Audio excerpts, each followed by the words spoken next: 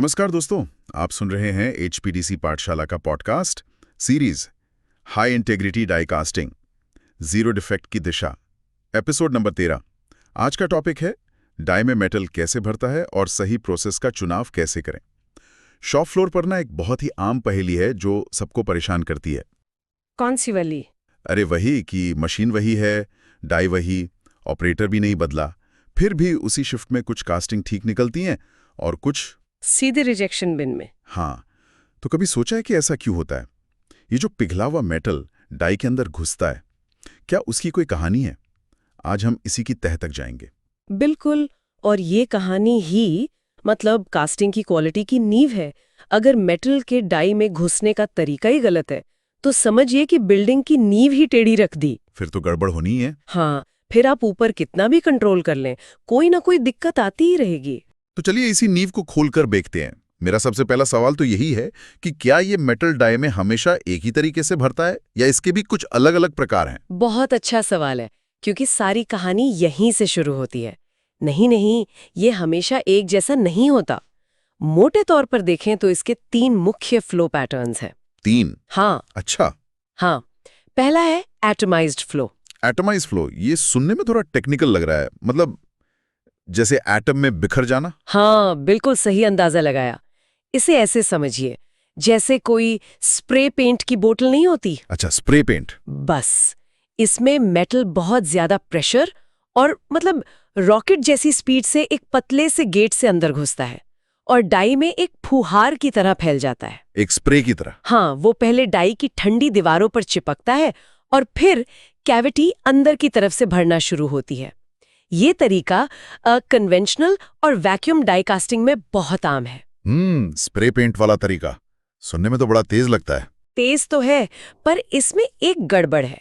जब metal spray की तरह बिखरता है तो वो अपने साथ हवा के छोटे छोटे बुलबुलों को भी लपेट लेता है। अच्छा।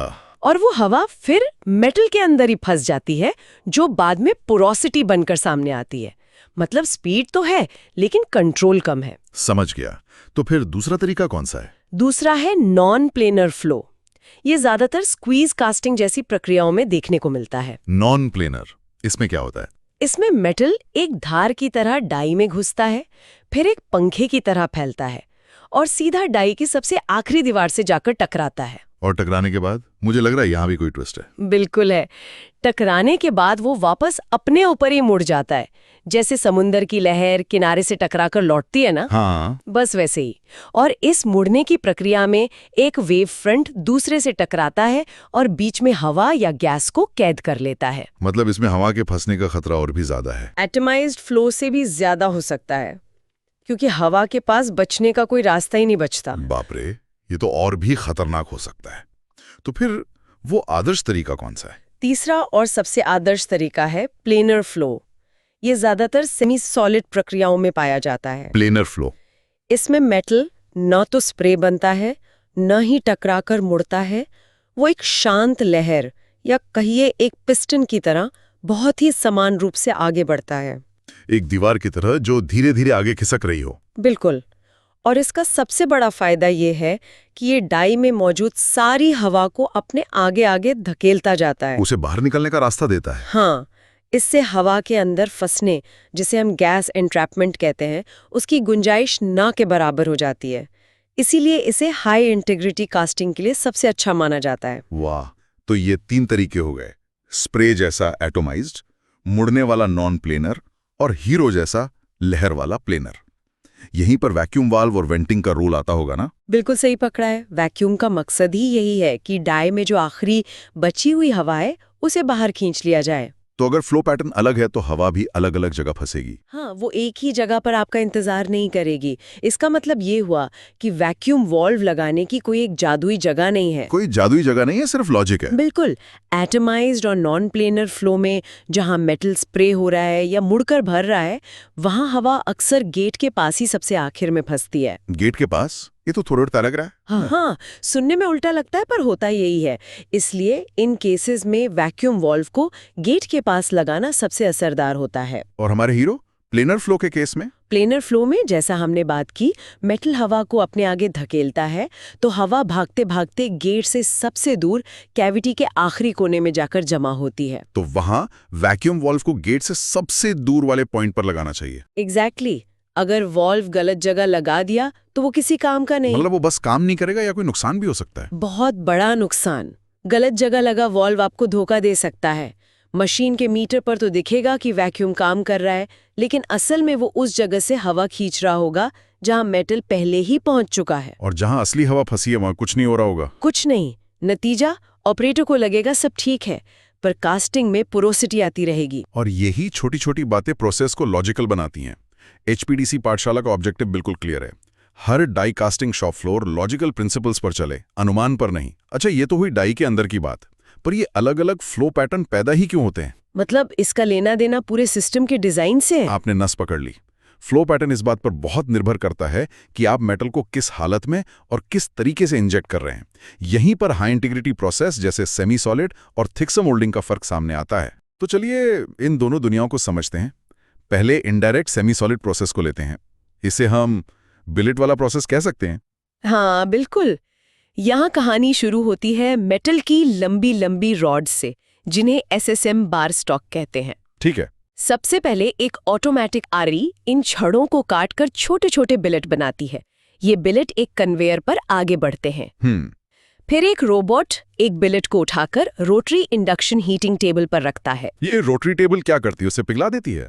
नहीं, पिघलाती नहीं। ये उसे सेमी सॉलिड अवस्था तक गर्म करती है, मतलब बाहर से ठोस, अंदर से लुगदी जैसा। जब बिलेट सही तापमान पर पहुंच जाता है तो दूसरा रोबोट उसे उठाकर मशीन की शॉर्ट स्लीव में डाल देता है। और फिर इंजेक्शन? हाँ, फिर प्लंजर उसे डाई में इंजेक्ट करता है, जिससे प्लेनर फ्लो पैदा होता है। पार्ट सॉलिड होने के बाद एक और रोबोट पार्ट को निकालकर ट्रिम प्रेस में रखता है, और फिनिश्ड पार्ट एक बिन में और स्क्रैप दूसरे बिन में। पूरा एक रोबोटिक डांस जैसा है। अब थिक्सो मोल्डिंग के बारे में बताइए, जिसे आपने चिप्स वाला प्रोसेस कहा था। थिक्सो मोल्डिंग की दुनिया ही अलग है। यहाँ कच्चा माल मेटल के चिप्स या छोटे छोटे टुकड़े होते हैं। अच्छा, चिप्स। हाँ, इन चिप्स को एक बिन से हवा के प्रेशर से मशीन के फीड बिन में भेजा जाता है। मशीन के अंदर एक खास तरह का स्क्रू होता है, जैसा प्लास्टिक इंजेक्शन मोल्डिंग में होता है। बिल्कुल वैसा ही। वो स्क्रू एक साथ 3 काम करता है।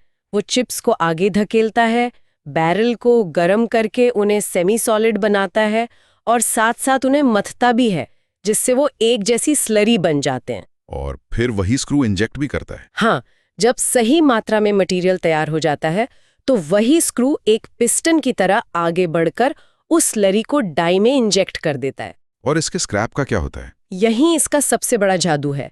जो स्क्रैप निकलता है वो एक कन्वेयर पर जाता है, सीधा एक ग्राइंडर में पिसता है, और पिसा हुआ स्क्रैप तुरंत यूज हो जाता है। तुरंत वापस यूज हो जाता है। हाँ, तुरंत नए मटेरियल के साथ मिक्स होकर दोबारा इस्तेमाल हो जाता है।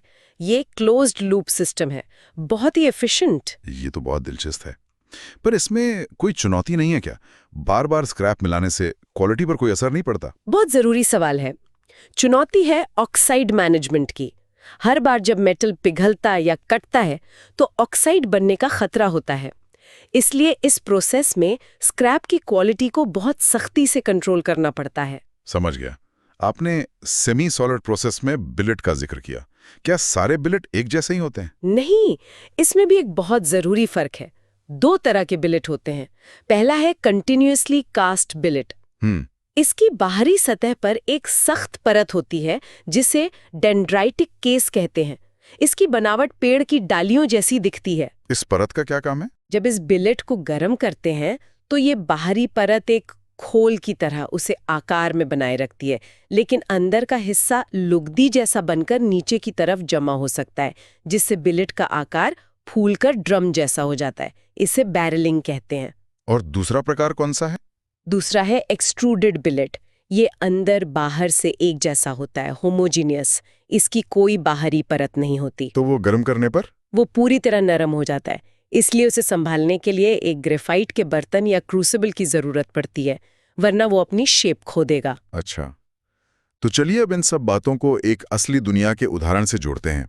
कोई ऐसी केस स्टडी है जहां सही प्रोसेस चुनकर किसी बड़ी समस्या को हल किया गया हो? बिल्कुल।